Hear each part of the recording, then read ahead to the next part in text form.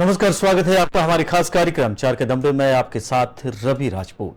आज चार बड़ी खबरों पर हम चर्चा करेंगे जो आज दिन भर चर्चा का विषय रहे, जिन पर आज तमाम राजनीतिक टिप्पणियां भी आई और देश में आज वो चर्चा के लिए बिल्कुल चर्चा बनी रही। लेकिन आपको बताते कि इन चार बड़ी खबरों पर हम चर्चा करेंगे। पसमानदा मुस्लिमों पर पीएम मोदी की खास नजर है।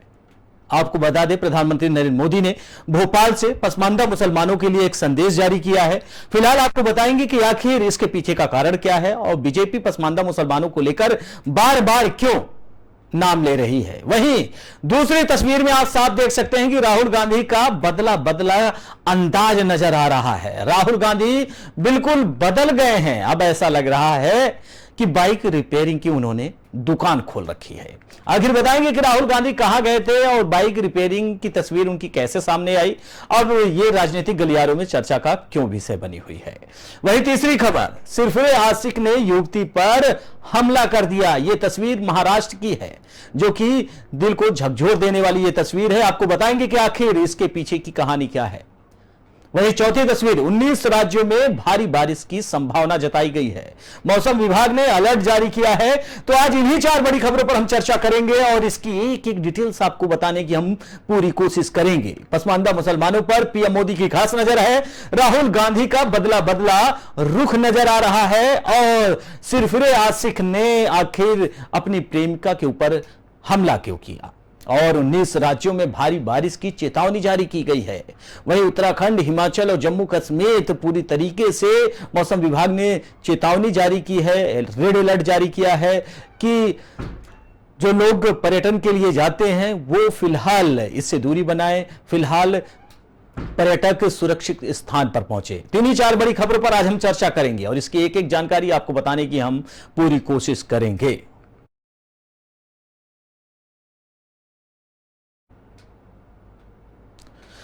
बढ़ते हैं पहली खबर की ओर, जहां भारतीय जनता पार्टी का फोकस 2024 लोकसभा चुनाव से पहले पसमानदा मुस्लिमों पर है।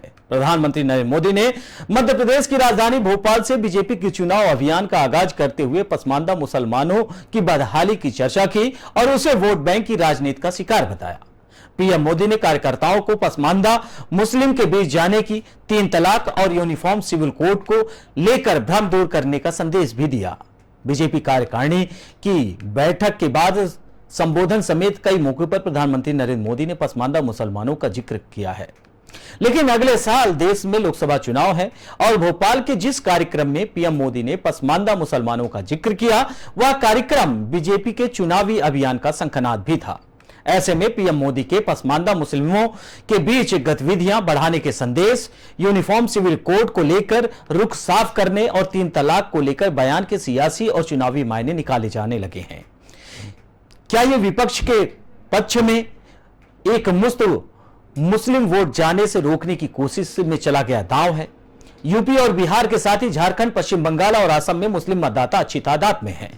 लोकसभा की कुल 543 सीटों में से 190 सीटों पर पसमानदा मुसलमानों की अच्छी तादाद है। तो यानी कि पूरी तरीके से प्रधानमंत्री नरेंद्र मोदी की जो नजर है वो पसमानदा मुसलमानों पर है। फिलहाल ये देखने वाली बात होगी कि आने वाले कल में पसमानदा मुसलमानों का कितना वोट बैंक बीजेपी के साथ जाता है, ये समय तय करेगा। लेकिन उसके पहले प्रधानमंत्री नरेंद्र मोदी ने मध्य प्रदेश की राजधानी भोपाल से एक दांव चल दिया है। उन्होंने पसमानदा मुसलमानों के पास जाने के लिए बीजेपी कार्यकर्ता और बीजेपी के तमाम बड़े नेताओं को उन्होंने संदेश दिया है कि उनके पास जाएं, बीजेपी के कार्यों को बताएं और पसमानदा मुसलमानों की जो सोच है और उनकी सोच से अपनी सोच के विषय में उन्होंने बताया कि 3 तलाक और तमाम जो ऐसे मुद्दे रहे हैं जो मुस्लिमों के बीच में एक विवादित मुद्दे रहे हैं उसे पूरी तरीके से साफ किया जाए। तो फिलहाल हम ये जानेंगे आखिर आज की पसमानदा मुसलमानों के प्रति प्रधानमंत्री नरेंद्र मोदी का इतना प्रेम क्यों जगा है। फिलहाल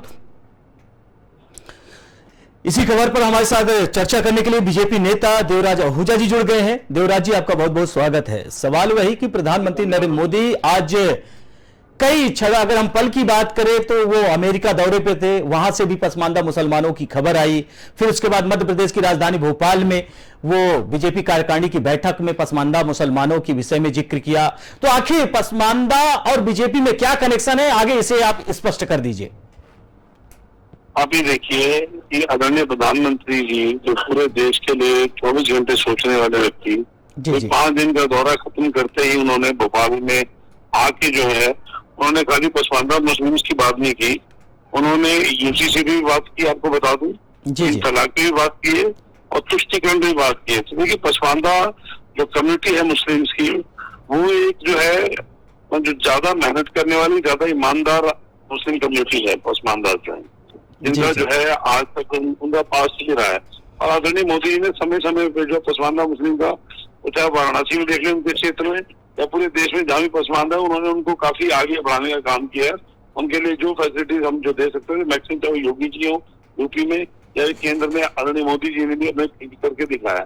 क्योंकि अब देखिए, पसमानदा कम्युनिटी को जो ये कट्टर मुस्लिम है, जो अपना एक्सट्रीमिस्ट है बिल्कुल, जो देश का भी नहीं, परिवार का भी नहीं, समाज के कुछ नहीं सोचते, इन लोगों ने पसमानदा मुसलमान जो मेहनती मैं कहूँगा कम्युनिटी है, उनको तंग करके रखा, ना उनको पढ़ने दिया, और केवल मात्र जो है सारा अपना ही मतलब इन्होंने पेट भरा एक तरह से। और इनमें सबसे बड़ा कसूर जो है, मैं किसी मुस्लिम से ना कह के, जो आज तक जो देश में सत्ताधारी पार्टी नहीं, उन्होंने किया है, उन्होंने केवल मात्र जो वोट बैंक का एक अपना मुद्दा बनाकर जो वोट की जो खाई है कि इनके बीच में स्थापित की है, वो बहुत ही गलत विषय है। आज हम इनको जो है अपने मेन स्ट्रीम में अपना ला भी रहे और हमने इनकी चिंता भी किया। आदरणीय मोदी जी का तो विशेष प्रेम है, चाहे आपने चाहे बोरा समुदाय का जो देखा इजिप्ट के अंदर भी, उनको भी किस तरह से जो मस्जिद के अंदर जो कहते थे मुस्लिम, और की आदरणीय मोदी जी के राज में जो लोकतंत्र में अब मुस्लिम क्यों नहीं, तो आप खुद देख रहे हैं ये सारी चीजें। तो कहने का अर्थ ये है कि अब जो है वो समय नहीं है, अब हमने इनको जागरूक भी किया है और देश की 140 करोड़ जनता का हिस्सा भी है।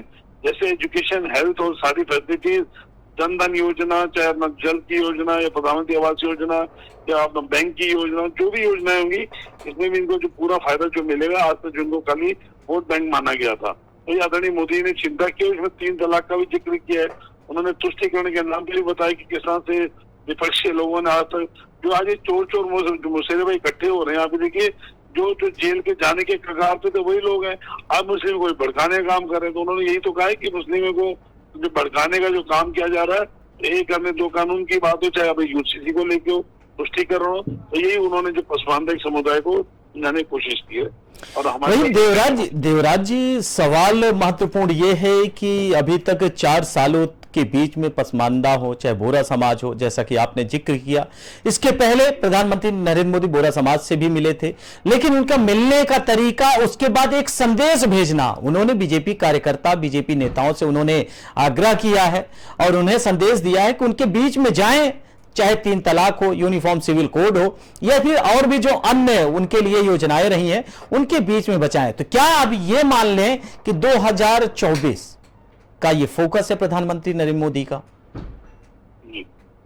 आप ही देखें कि पहले जब 2014 में ये था कि मुस्लिमों ने तो बिल्कुल ही सोच लिया था कि अपने आदरणीय मोदी जी को वोट नहीं देना, लेकिन 2019 में देखें या हमारे जो राज्यों के चुनाव में देखें, 8 से 10% जो मुस्लिम मतदाता आ गया है। लेकिन खास करके बोरा समाज हो या जैसे आपने कहा पसमानदा की बात है, अब वो लोगों को समझ में आ रहा है कि किस तरह से हमारे साथ जो है इन्होंने जो विपक्षी पार्टियों ने पहले जो अपने सत्ता में रही है अन्याय किया, और हमें केवल जो वोट बैंक बना के रखा, और हमारे बीच में हमारा कार्य है कि सबका साथ, सबका विकास, सबका विश्वास, सबका प्रयास, हमने सबको आगे लेके आना है, सबको मेन स्ट्रीम में जोड़ना है, और हर व्यक्ति का, हर कम्युनिटी का, हर समुदाय का हमने अपना फायदा करना है। यही कारण है कि यूसीसी में लेके आ रहे हैं और इसमें भी आदमी का समर्थन मिल रहा है।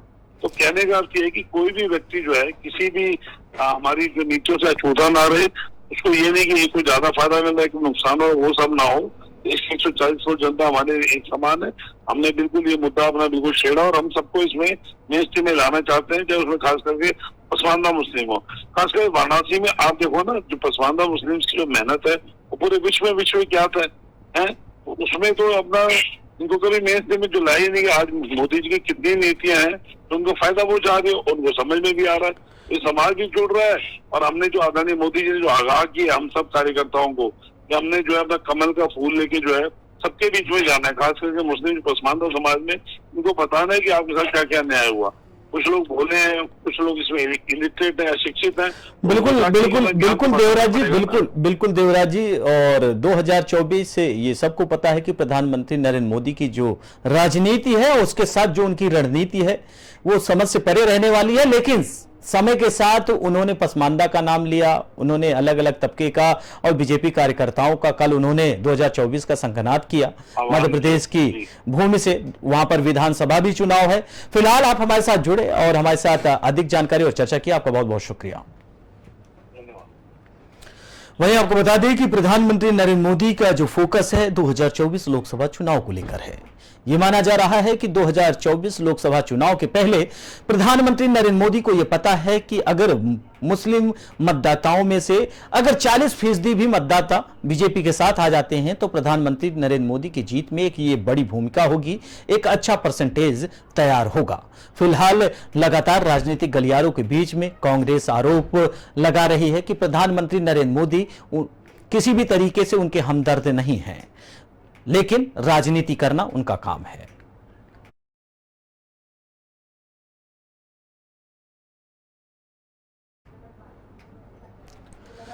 बढ़ते हैं अगली खबर की ओर, जहां राहुल गांधी ने 2004 में से अब राजनीति में कदम रख दिया है। और आपको बता दें, खासकर बीजेपी ने नॉन सीरियस कहकर उनका मजाक भी उड़ाया था।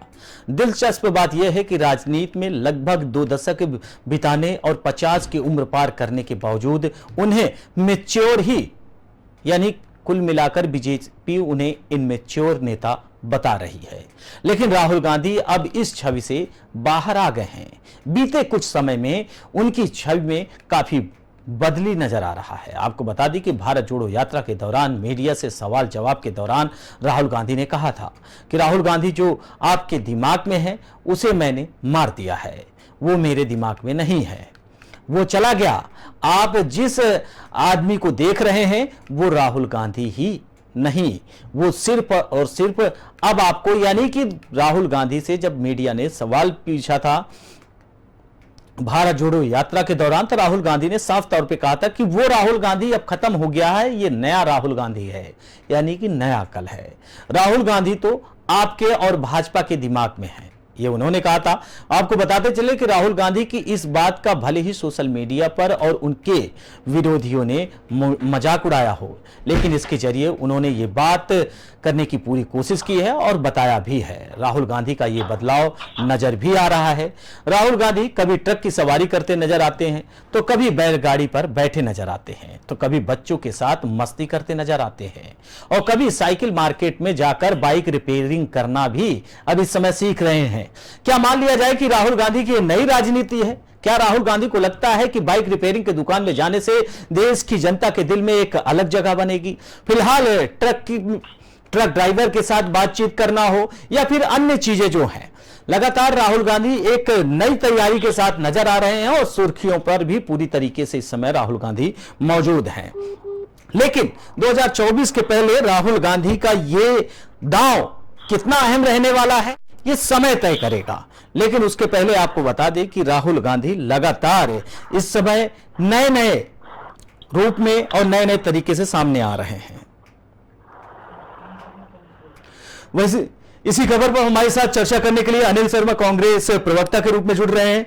अनिल जी, आपका बहुत बहुत स्वागत है। सवाल वही कि राहुल गांधी की एक तस्वीर दिल्ली से सामने आई जिसमें वो बाइक रिपेयरिंग की दुकान में बैठे हैं और बाइक रिपेयर करने की तकनीक सीख रहे हैं। फिलहाल इस तस्वीर को लेकर आप क्या कुछ कहेंगे?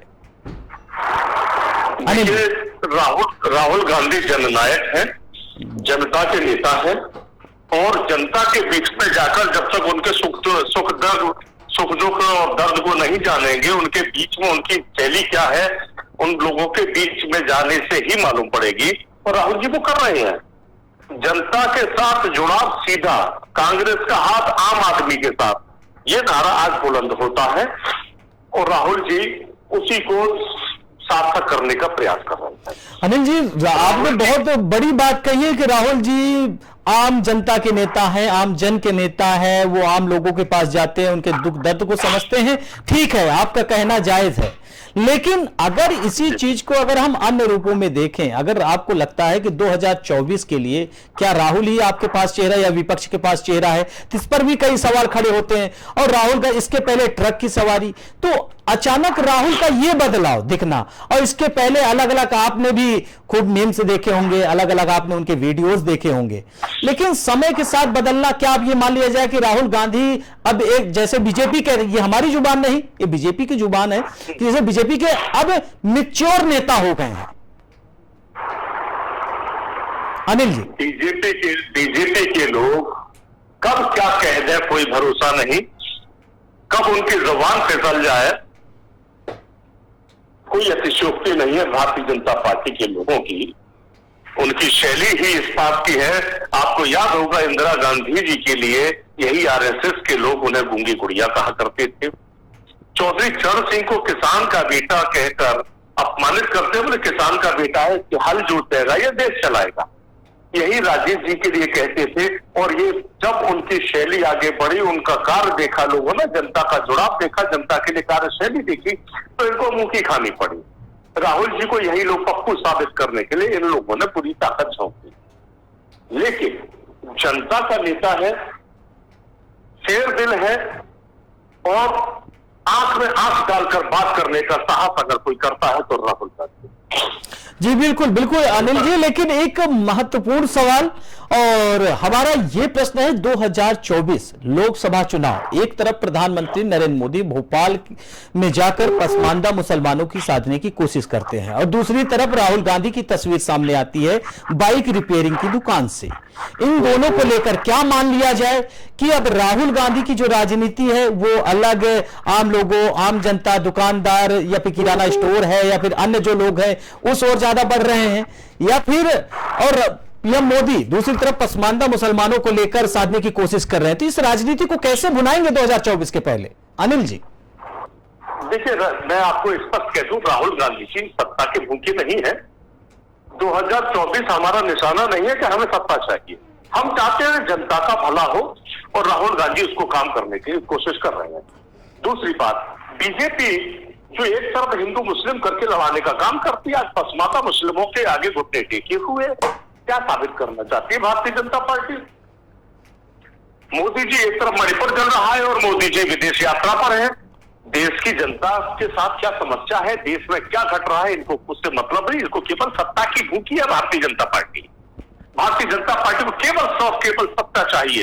इसके लिए इन्होंने जितने भी प्रयास किए हैं और आज भी ये प्रयास करें, आज इन्हें मुस्लिम मित्र भी चाहिए, महिला मित्र भी चाहिए, कमल मित्र भी चाहिए, लेकिन राहुल गांधी को केवल चाहिए जनता का प्यार।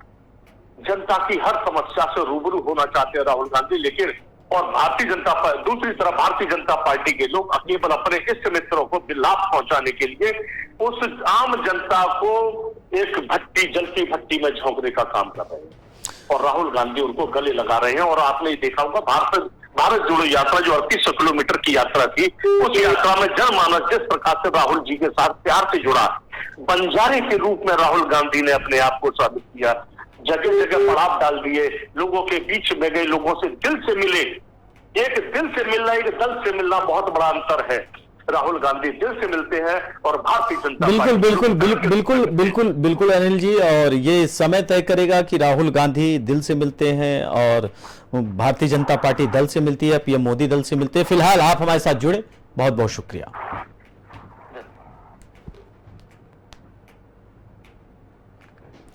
वहीं आपको बता दें कि राहुल गांधी की ये तस्वीर वायरल हो रही है, बीजेपी लगातार तरह तरह से कमेंट कर रही है, लेकिन सवाल यह है कि वहीं कांग्रेस के प्रवक्ता हमारे साथ अनिल जी जुड़े थे, उन्होंने बताया कि राहुल गांधी दिल से मिलते हैं और बीजेपी दल से मिलती है। फिलहाल अंतर यही है।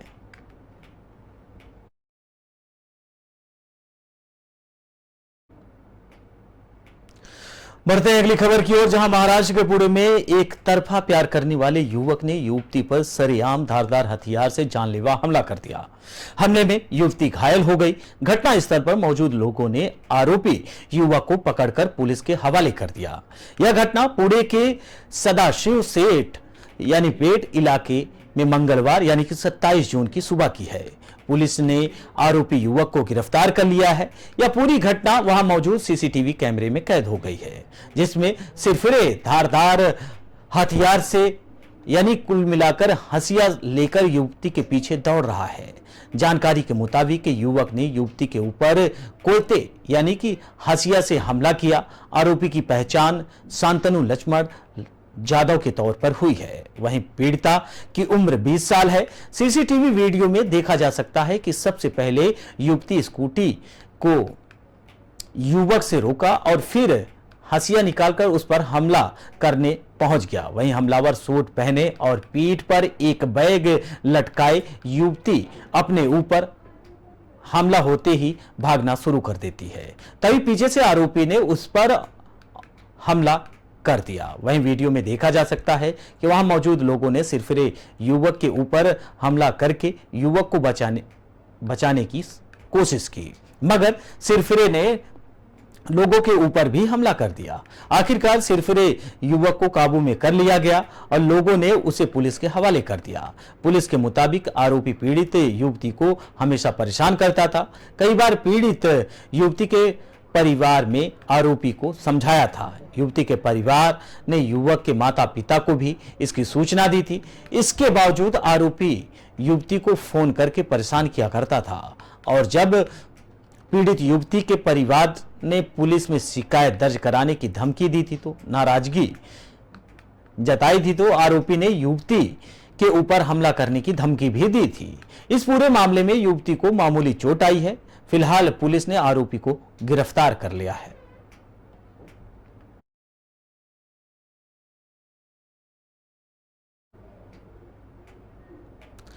बढ़ते हैं अगली खबर की ओर, जहां देश में हफ्ते भर लेट हुई मानसून ने अब दस्तक दे दी है। उत्तर पश्चिम राज्यों में अब तक मानसून सीजन में सामान्य से 46% ज्यादा बारिश हुई है। देश के पूर्वी, मध्य, उत्तर पश्चिम व पश्चिमी राज्यों में 4 दिन मानसून सक्रिय रहेगा। मंगलवार रात बारिश के चलते महाराष्ट्र के सतारा जिले के महाबालेश्वर में चट्टान धंस गई। इसके चलते महाबालेश्वर पोलादपुर रास्ते को बंद करा दिया गया। प्रशासन ने देर रात मलबे को हटाने का काम शुरू किया, जो अब तक जारी है। कल महाबालेश्वर में 72 किलोमीटर बारिश दर्ज की गई। अगले 24 घंटे में 19 राज्यों में भारी बारिश का अनुमान जताया गया है। भारी बारिश के चलते हिमाचल प्रदेश के शिमला में बाढ़ जैसे हालात हैं। मौसम विभाग ने हिमाचल में अगले 4 दिन बारिश का अलर्ट जारी किया है। यहां कुछ इलाकों में भारी बारिश भी हो सकती है। 2 दिन पहले हिमाचल के मंडी जिले में 48 घंटे में लैंडस्लाइड की 2 घटनाएं हुई।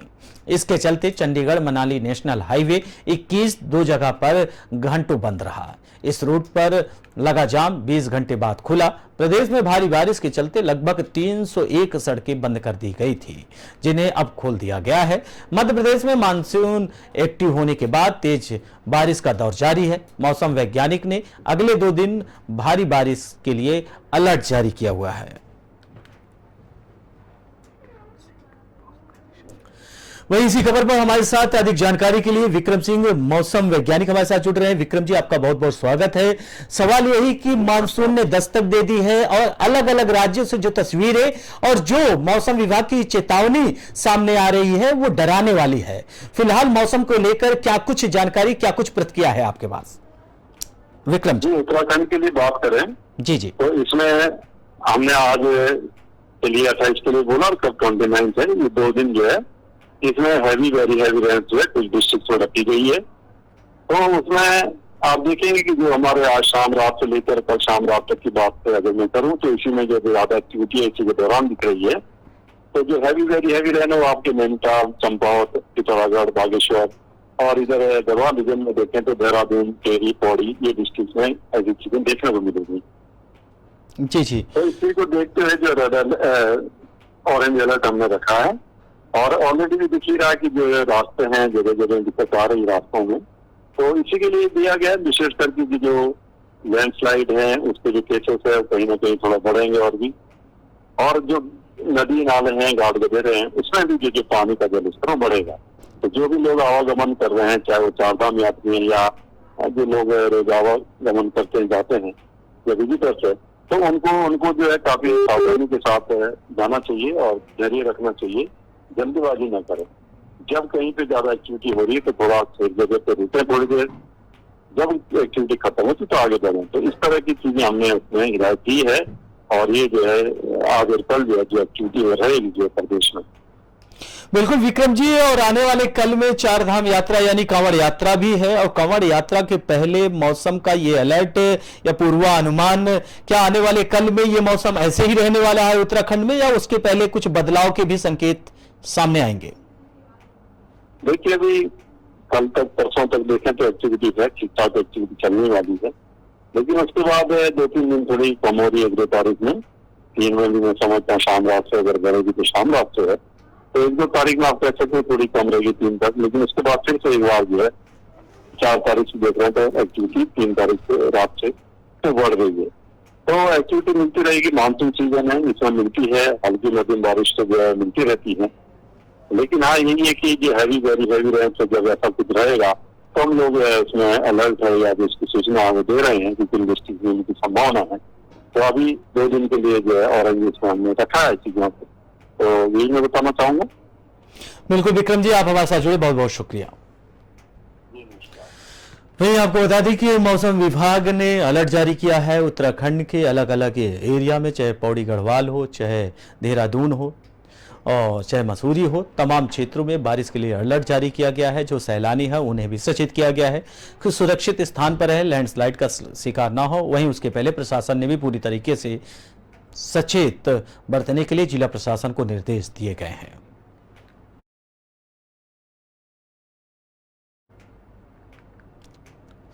फिलहाल इस बुलेटिन में हमारे साथ इतना ही। बाकी देश दुनिया की तमाम बड़ी खबरों से जुड़ने के लिए देखते रहिए पी न्यूज। नमस्कार।